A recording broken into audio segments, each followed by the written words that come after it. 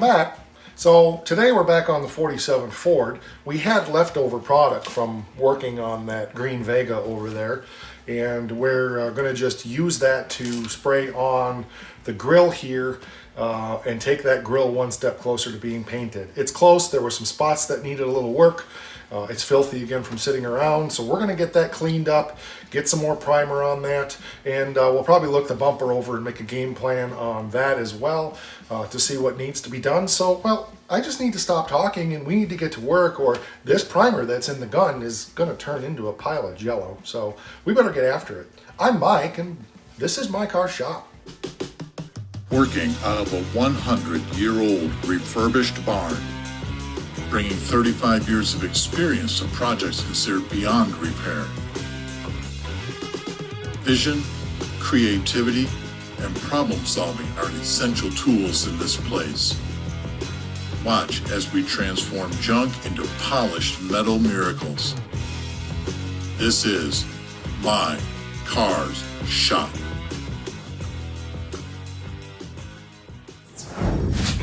There are times that you really have to multitask when you're doing things to be efficient with material. I had to use my bigger spray gun on the Solstice for that patch on the quarter panel on round 2 because we had a dent that I didn't see before, and I was I mixed up a fair bit, not a huge amount, and I've got material left over. So rather than just waste it, we're going to clean this up real quick and use that material on this so that we're one step closer to being able to paint this thing. But it is filthy, and I hope I can get it cleaned up in plenty of time before it turns to jello, because it's got about an hour and a half to 2 hour pot life, and it's been an hour or more because I had to go eat lunch, because being human, you kind of got to do stuff like that. So yeah, this is really dirtier than I was expecting, so we got to do some serious cleanup here.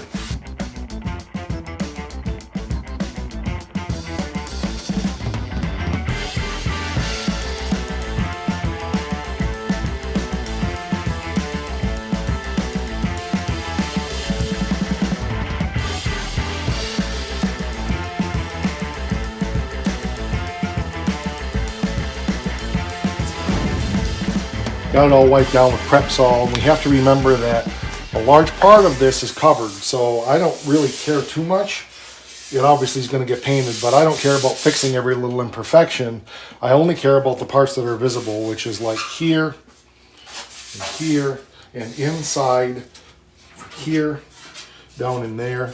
That's all the stuff that's going to be visible. This is all covered with stainless here. This will be visible there where it bolts down onto the bumper. So, you know, we're going to obviously have to do all of it, but we have dents in here, and I'm not worried about that because none of that is visible. So, just going to go over this real quick with some sandpaper.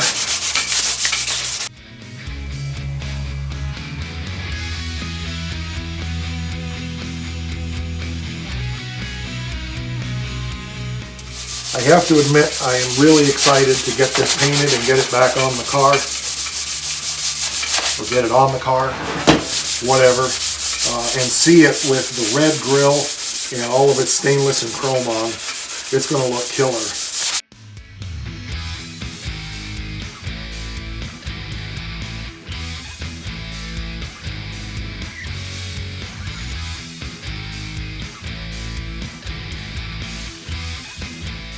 Spot there that needs a little attention.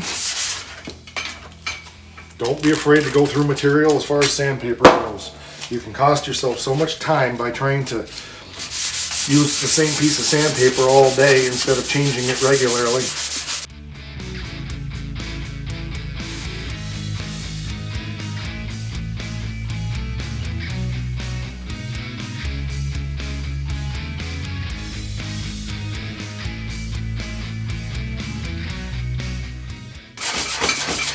I'm using 320 or 220.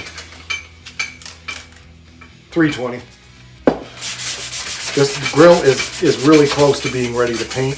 It's got a few little minor flaws here and there, but it's in really good shape now. most of the stuff that was wrong with it was already fixed. And then come at this from the back side is a lot easier than trying to do it from the front side. Racing the clock so that that primer doesn't turn into jello.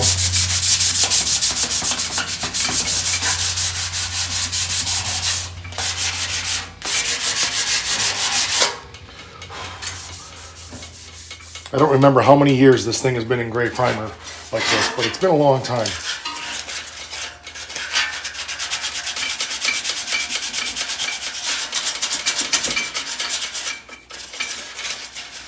Store your sandpaper in a nice dry floor when you're done with it. So I've got it all sanded down decently. We'll go over it with that other primer. It's a little easier to sand. And it's going to blow this all off, clean it up with Prep Sol one more time, and then we're good to go.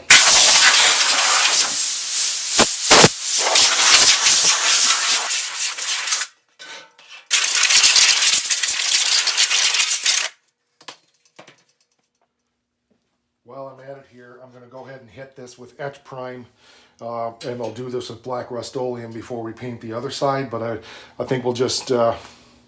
Actually, I think I'm going to go ahead and just shoot this with Rust-Oleum now, because it's a rust converting paint anyway, and that will get this out of the way. And I don't care if it gets overspray and stuff on it later, but at least it'll be good and protected so it doesn't rust anymore.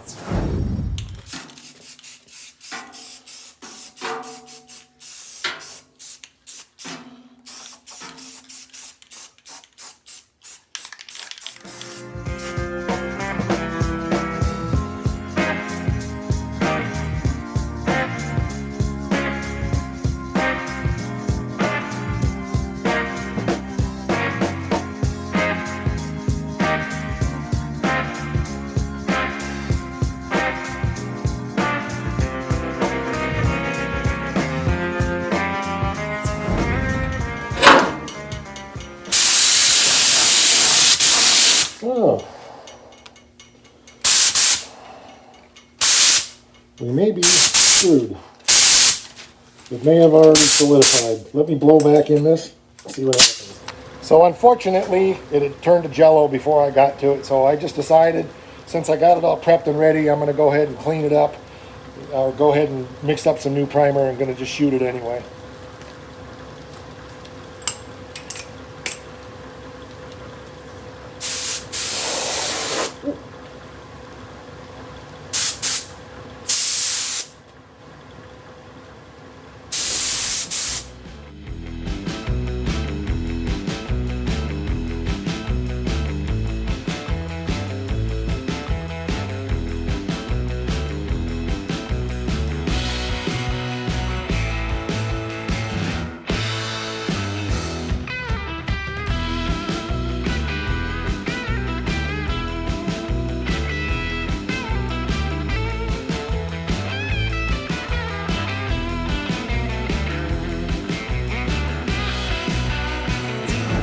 All right, that's going to dry for about 15 minutes and we'll flip it over. I have just enough to just touch up the stuff from the backside that needs to be hit where it's going to be visibly red. And again, like I said, I don't care about the black getting overrun with primer and red. The black is only there to prevent it from rusting. In the car, you can't see it because it's all behind the radiator, or the radiator's back there, and there's a cover that goes over the top, so it's all completely invisible. So I really don't care what it looks like, because if it's not visible, what does it matter? But just want to give this a wash down. I remember that a long time ago, I actually was doing an episode on this bumperette, and I never finished it and never published it, so that footage is probably long gone by now. But the bumper is actually fairly close, so I just want to wash all the dirt off of it and do a good inspection on it to make a game plan. Maybe we'll get this in yellow today too, since we're at it. I don't know.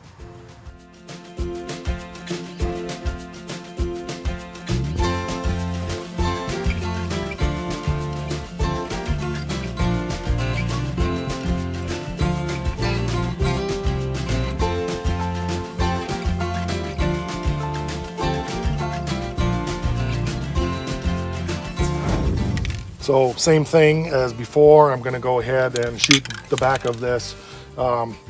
I'll show you in a bit here how I built this. There is some Bondo hanging through. There's a piece of stainless that goes on there, and I just haven't drilled the holes back in after I skim coated that surface. So I'll need to do that at some point. But right now we're just gonna shoot this with a little old Rust-Oleum.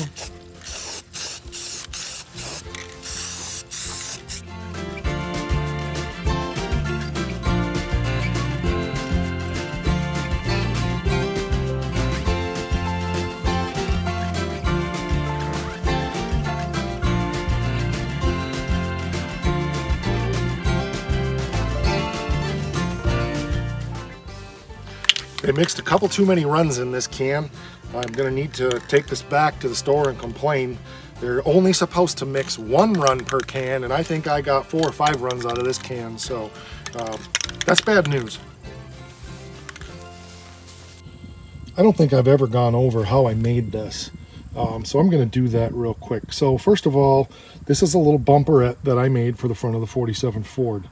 This part here is factory original. It's the splash pan that went from the car out to the original bumper, which stuck out in front of the car about 7.2 feet.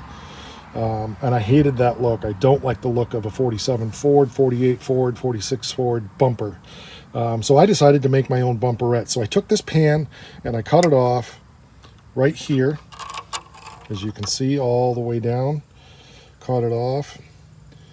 And then I took this pan and cut it off right about here, I think, as well, somewhere in that area on both ends. Then I took tin and I faced it, and I cut a bottom piece and formed it and made a couple of ends like that and that, and I welded it all up, and you can see that it's solid welded. It was solid welded on both sides.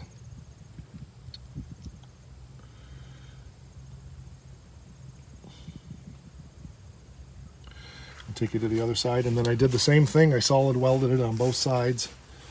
Down in there you can see the weld right down in there,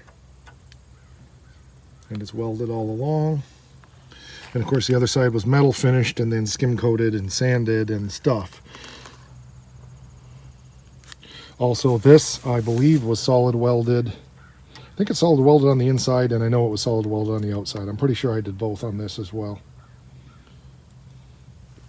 So kind of formed it all up, made it. This is my complaint about that can of paint.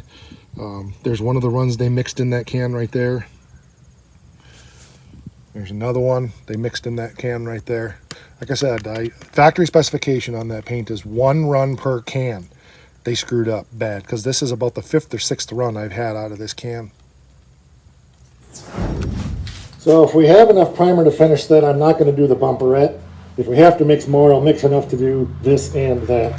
But I think we're going to be in good shape here. So